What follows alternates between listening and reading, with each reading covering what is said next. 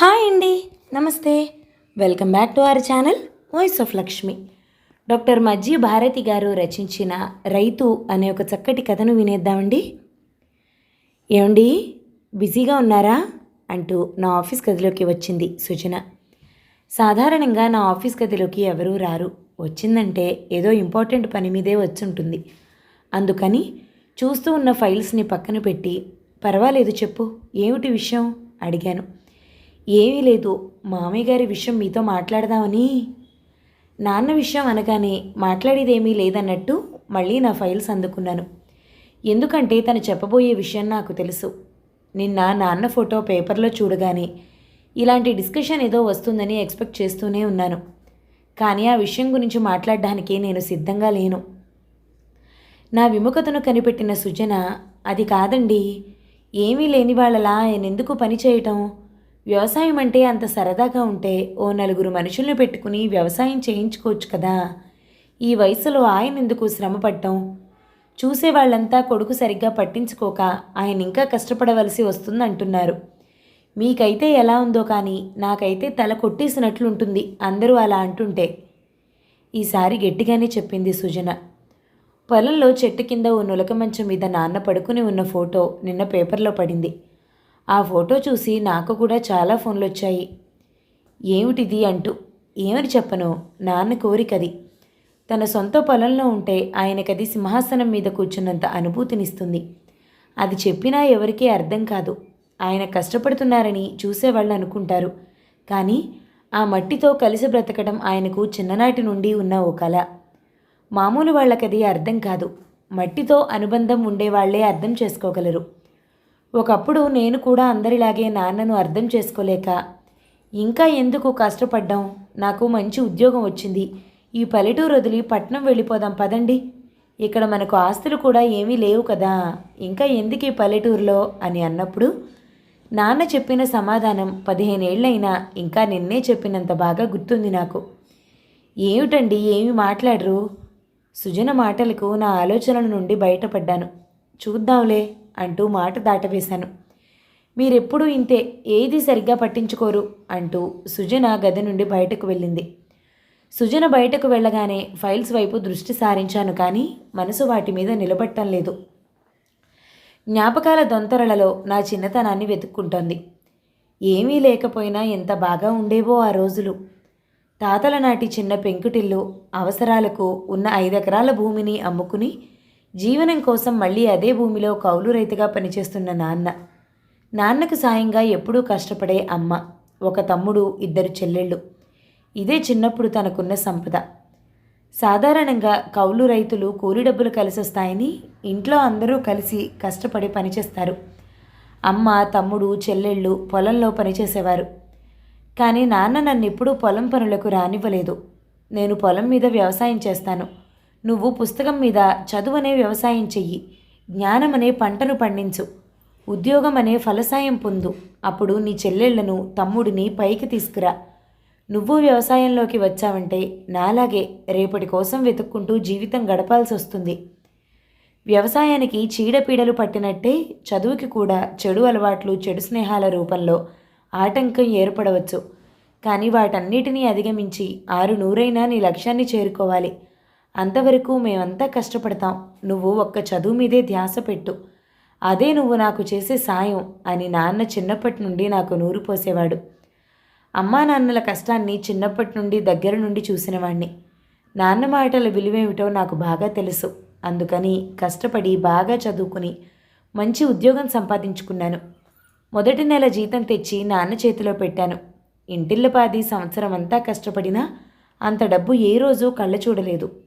ఆ రోజు ఇప్పటికీ నాకు బాగా గుర్తే. నాన్న, నాకు మంచి ఉద్యోగం వచ్చింది, ఇంక మీరు కష్టపడ్డానికి నేను ఒప్పుకోను. ఇంకా కౌలుకి పొలం తీసుకోవద్దు, పట్టణం వెళ్ళిపోయి హాయిగా అక్కడే ఉందాం, తమ్ముడు చెల్లెళ్ళు అక్కడే చదువుకుంటారు అన్న నా మాటలకు నాన్న చెప్పిన సమాధానం నా చివరి క్షణం వరకు గుర్తుంటుంది. నేను వ్యవసాయం చేసి కష్టపడలేదు, వ్యవసాయం చేయడానికి భూమి లేక కష్టపడ్డాను.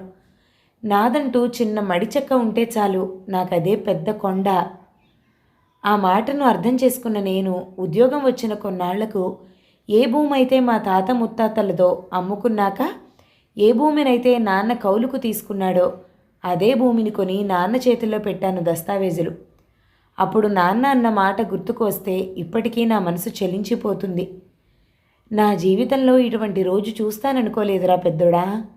నేను చనిపోయేలోగా ఈ రోజు వస్తుందనుకోలేదు. తాత ముత్తాతల నుండి వచ్చిన భూమి అమ్ముకున్న రోజు, ఆ రోజే వాళ్ళందరికీ పాడెకట్టానన్న భావం. ముద్దని నా గొంతు దిగనిచ్చేది కాదు. దిండు తడిచిపోయేలాగా ఎన్ని రాత్రులు ఏడ్చానో ఆ భగవంతుడికే తెలుసు. నీకు నేనున్నాను నాన్న అని మళ్ళీ ఆ దస్తావేజులు నా చేతిలో పెట్టావు.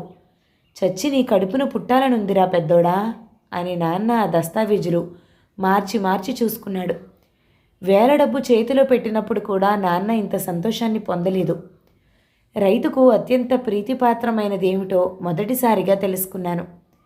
నాన్న కష్టపడ్డం చూడలేక ఓసారి, నాన్న నీకెందుకంత కష్టం, ఎవరైనా మనిషిని పెట్టి వ్యవసాయం చేయించుకో అంటే, ఒరే పెద్దోడా ఈ భూమి నా బిడ్డరా, నా బిడ్డని ఇంకొకరికి అప్పగించి నేను ఎలా ఉండగలను అని నాన్న చెప్పిన సమాధానం రైతుకు భూమికి మధ్య ఉన్న సంబంధం ఏమిటో నాకు పూర్తిగా అర్థమయ్యేలా చేసింది.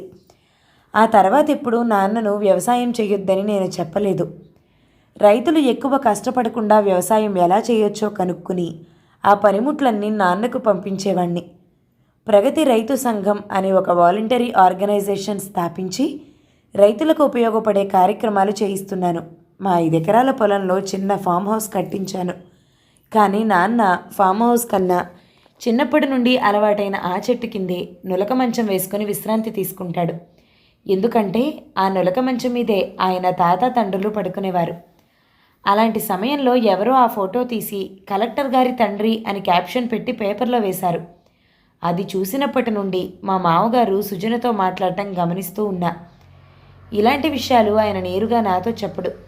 చెబితే నేనేమంటానో ఆయనకు బాగా తెలుసు. అందుకని సుజనతో చెప్పించడానికి ప్రయత్నిస్తాడు. ఆయన బాధ ఆయనది. చీఫ్ ఇంజనీర్గా రిటైర్ అయిన ఆయనకు వియ్యంకుడు నులక మంచం మీద పడుకున్నాడంటే అవమానమే మరి. అసలు ఆ సంబంధం రావడం చాలా తమాషాగా జరిగింది. జనార్దన రావని నా పేరుతో ఉన్న ఇంకొక ఆఫీసర్ని కలవబోయి మధ్యవర్తి చేసిన చిన్న తప్పిదం వలన నా చిరునామాకి వచ్చారు. తర్వాత విషయం తెలిసినా ఎందుకనో మళ్ళీ వెనక్కి వెళ్ళలేదు. పెళ్లి చూపులకు మా ఇంటికి వచ్చినప్పుడు మా మామగారు చాలా అతిశయంగా, కట్నం ఎంత కావాలో అడగండి, ఎంతైనా ఇస్తాను అన్నప్పుడు నాన్న మా అబ్బాయిని నేను నమ్ముకోనండి అనేశాడు. మా మామగారికి ఆ మాట ఎక్కడో గుచ్చుకుంది. నాన్న అలా అంటాడని ఆయన ఊహించను కూడా ఊహించలేదు. ఆస్తులేమీ లేని వాళ్ళు కట్నం ఇస్తామనగానే అర్రులు చేస్తారనుకున్నారాయన. నిజానికి నేను కూడా నాన్న కట్నం కావాలని అడగడేమో కానీ ఇస్తే వద్దంటాడనుకోలేదు. నాన్న మాటతో నా మనసులో ఆయన స్థానం ఇంకా ఎదిగిపోయింది. నాకు ఉద్యోగం వచ్చిందన్న ఆర్డర్ కాగితం తెచ్చి నాన్న చేతిలో పెట్టాను. అప్పుడు ఆయన చెప్పిన మాటలు నేను రిటైర్ అయ్యే వరకు మర్చిపోను. ఎవరి ముందు తలదించుకు, నీ మనస్సాక్షిని చంపుకుని ఏ పని చేయకు. జీవితంలో వెనక్కి తిరిగి చూసుకుంటే బాధపడే పని ఏదీ చేయకు. నాన్న ఏమీ చదువుకోకపోయినా జీవితాన్ని కాచి వడపోసాడనిపిస్తోంది. ఆ మాటలు గుర్తొచ్చినప్పుడల్లా ఏమీ లేనప్పుడు ఎలా ఉండేవాడో అన్నీ ఉన్నప్పుడు కూడా నాన్న అలాగే ఉంటున్నాడు. అది మా మామగారికి సుజనకి నచ్చటం లేదు. చిన్నప్పటి నుండి ఆయనను అలా చూడడం అలవాటు కాబట్టి నాకేమీ అనిపించదు. కానీ ఇలా ఫోటోలలో చూస్తుంటే నాన్న గురించి ఎంత తెలుసున్నా నాకే ఏదోగా అనిపిస్తూ ఉంటుంది. అలాంటిది బయట వాళ్లకు అయ్యో పాపం పిల్లలు పట్టించుకోరేమో, ఆయన ఇంకా అలాగే ఉన్నాడు అని నిజంగానే అనిపిస్తుందేమో. వాళ్ళెవరో అంటారని కాదు, కానీ నాకు కూడా నాన్న దర్జాగా ఉంటే చూడాలని ఉంటుంది. కానీ నాన్న ఆడంబరాలకు చాలా దూరం. మన దుస్తులను బట్టి మనకు విలువ కట్టే వాళ్లతో మనకేమి పనిరా అంటాడు. ఆయన మాటలలో నిజం ఉంది. అందుకే నాన్న ఇలాగే నువ్వుండు అని నాన్నకు నేను చెప్పలేను. కొడుకు కలెక్టర్ అయితే మాత్రం కలెక్టర్ తండ్రి ఈ రకంగానే ఇలాగే ఉండాలని రూల్ ఏమన్నా ఉందా? ఆయనకు నచ్చినట్లు ఆయన ఉండటంలో తప్పేమిటో నాకు అర్థం కాదు. ఈ దేశంలో రైతుకు ఏమీ అక్కర్లేదు. పండించడానికి కొద్ది పొలాన్ని నమ్ముకున్న బిడ్డలు ఉంటే చాలు. తనే రాజనుకుంటాడు. అందరినీ నేను మార్చలేనేమో, కానీ నా బిడ్డలకు మట్టి విలువ నేర్పించి మనం బ్రతకడానికి ఆహారాన్ని పండిస్తున్న రైతు రుణం కొద్దిగానైనా తీర్చుకుంటాను అనుకున్నాను మనసులో. నాన్న మా ఊరు వదిలిరాడు. అమ్మకు రావాలని ఉన్నా నాన్నను వదిలేరాదు. మరెలా? ఆలోచించగా నాకు ఒక్క విషయమే తట్టింది. కొండ రాజు దగ్గరికి రాకపోతే రాజే కొండ దగ్గరికి వెళ్ళాలి. 4 రోజుల తర్వాత పేపర్లో తండ్రికి పొలం పనుల్లో సాయం చేస్తున్న కలెక్టర్ గారు అన్న క్యాప్షన్తో ఫోటో వచ్చింది. ఈసారి నులక మంచం మీద నాన్న ఒక్కడే లేడు. మనవడు మనవరాలితో ముచ్చట్లాడుకుంటూ ఉన్నాడు. అప్పుడు ఆ ఫోటో చూసిన ఎవ్వరికీ అయ్యో పాపం అనిపించలేదు. అబ్బా, ఎంత అదృష్టవంతుడో అనిపించింది. నాన్న కోరుకున్నది అదే. ఆస్తి సంపద కాదురా, ఆత్మీయ సంపద సంపాదించుకోవాలి అంటాడు. నేనున్నంత వరకు నాన్నకు ఆ సంపదను దూరం కానివ్వను. ఒరే పెద్దోడా, చదువు అని నిన్నెప్పుడూ పొలం పనిలోకి రానివ్వలేదు, కానీ నువ్వు మట్టి తల్లిని ముద్దాడుతుంటే చూడాలని నాకు ఎంతగానో ఉండేది. ఇక ఆ కల నెరవేరేదేమో అనుకున్నాను. నువ్విలా వచ్చి పొలం పనిలో నా పక్కన కలలో కూడా ఊహించలేదురా. గొంతు బొంగురు పోతుంటే అన్నాడు నాన్న. తాత, నాన్నే కాదు, మేం కూడా పొలం పనిలో నీ పక్కనే ఉంటాము అన్నారు. 10 ఏళ్ల నా కొడుకు వంశీ, 8 ఏళ్ల నా కూతురు శ్వేత వాళ్ళ తాతగారితో. అది విన్న నాన్న కళ్ళలో నీళ్లు చిప్పిల్లాయి. దుఃఖంతో కాదు, ఆనందంతో. కథ సమాప్తం. ఈ కథ కనుక మీకు నచ్చినట్లయితే లైక్ చేయండి, షేర్ చేయండి, మంచి కామెంట్ చేయండి. మన ఛానల్ని తప్పకుండా సబ్స్క్రైబ్ చేయండి. Thank you so much for watching. నమస్తే.